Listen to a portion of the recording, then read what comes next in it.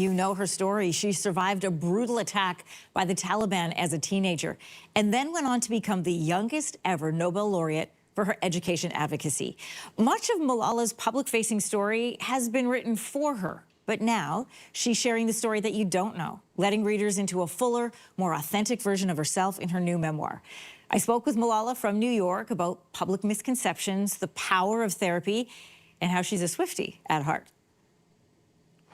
You just go into this book describing what it's like to be both this heroic global figure and this, as you describe it, this imperfect young woman. You know, you have this great story in there about how you used to secretly watch John Cena and then wrestle with your brothers, which is the side of you I don't think a lot of people would know. How do you balance that, being a global figure and just being somebody who wants to be multifaceted, goofy, imperfect?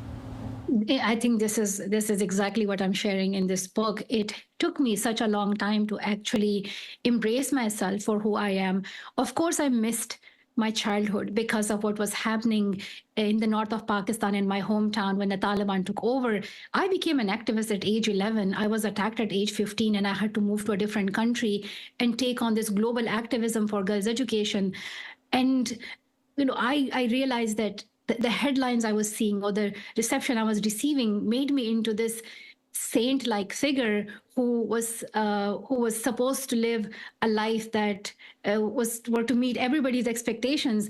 So at college, I thought I will be a new student just like everybody else, and maybe this is an opportunity where I can see a bit of my younger self and I can maybe relive my childhood.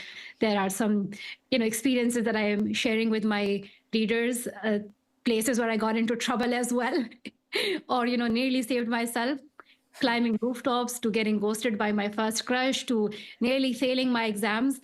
So this was all a part of me, and I wanted to be honest in what my college life was really like. People globally would associate you with education, but you write in your book that you're actually a decent athlete. That's your words, not mine. Golf is your sport. You love pad thai. You love binge watching Love is Blind. That was a shocker.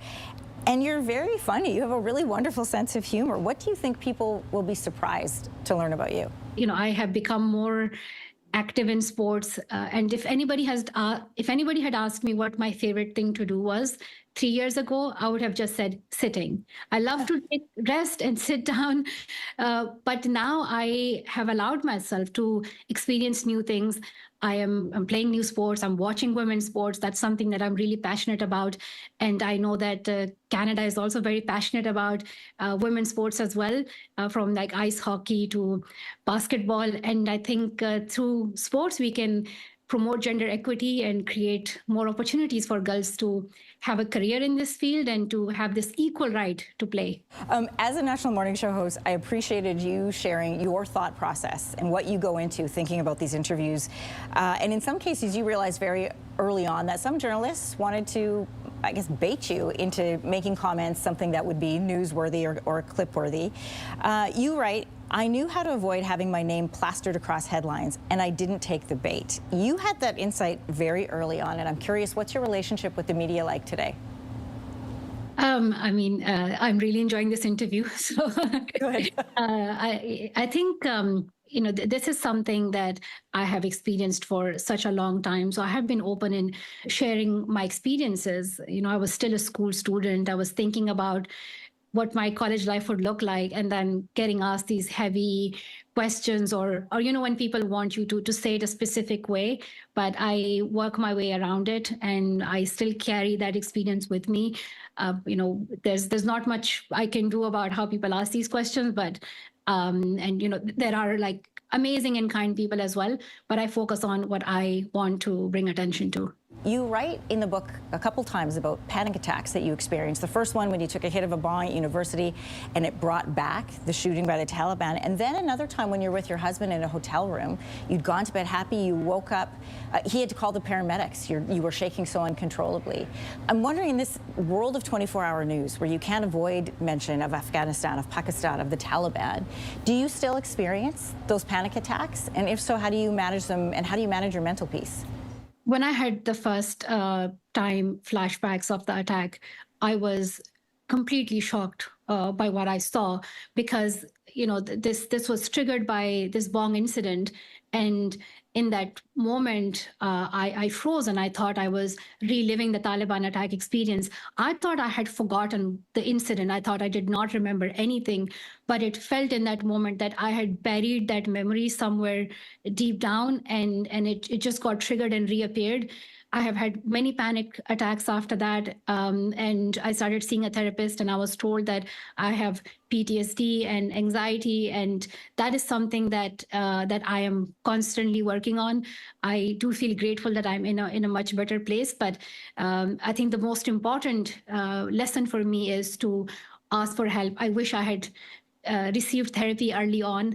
When I was getting treatment in the hospital in the UK, I got all my surgeries and everything else. And when we were offered therapy, I rolled my eyes, and we sort of refused it because we didn't see the significance of it. As you would know, that therapy and mental health are such a taboo topic in so many communities. But I think, I'm sharing my story because I know there might be somebody out there who might be hesitant in considering it. I want to tell them that I felt exactly the same. I went through those feelings, but I'm so glad that I listened to my friends and I took their advice and I got mental health support and I started getting therapy. If you are thinking about it, don't give it a try, and always ask for help when you need it. You write about how you felt like your first part of your life was almost written for you. You are now writing this next chapter of your life. How do you want people to experience you now? I mean, I am just, I'm a whole character. I have a lot more to my life. Of course, I am an activist and I want us to make a difference for girls. Every girl deserves the chance to be in school. No girl should be left behind. But I am also using all these other opportunities like storytelling and sports to make a real difference for girls. And at the same time, I'm just a person. I have two brothers, so I'm the normal elder sister. I've been listening to Taylor Swift's songs about the eldest daughter, so I'm like, I can fully relate to that. Yeah. And I love playing sports. I love going to the gym. I love weightlifting, and I'm funny. So I hope people enjoy all of that being reflected in the book. Malala, thank you so much for your conversation today. Thank you. If you like that video, make sure to subscribe to the Your Morning YouTube feed, where you can find all kinds of new content posted every weekday morning.